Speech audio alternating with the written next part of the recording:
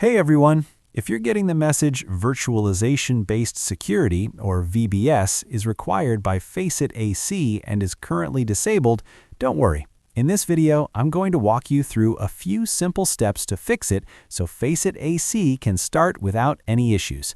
Just follow along carefully. First, let's check if TPM is already enabled on your system. Before we touch the BIOS, press Windows plus R, type tpm.msc, and hit Enter. Now you'll see one of two results. If it says the TPM is ready for use, then TPM is already enabled and FACEIT AC should be able to detect it. In that case, you're good to go. But if it says TPM not found, TPM not detected, or TPM is not compatible, then keep watching and move on to the next step.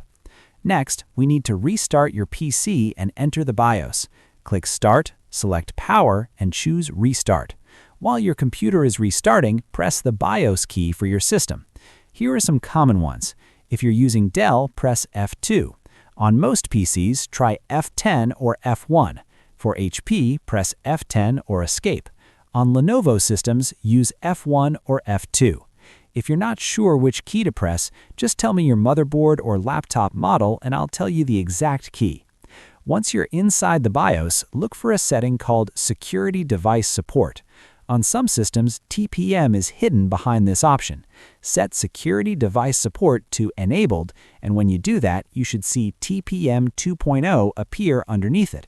Now let's save the changes. Press F10 or go to Save and Exit, then select Yes to confirm. Your PC will reboot automatically. After Windows loads, let's confirm TPM 2.0 is enabled. Press Windows plus R again, type tpm.msc, and press Enter. You should now see Status: the TPM is ready for use. Specification version 2.0. That means TPM 2.0 is successfully enabled. Finally, restart your PC one more time. Open FACEIT AC, log in, and the TPM or VBS error should no longer appear. And that's it. If this video helped you out, don't forget to like the video and subscribe for more quick and easy tech fixes.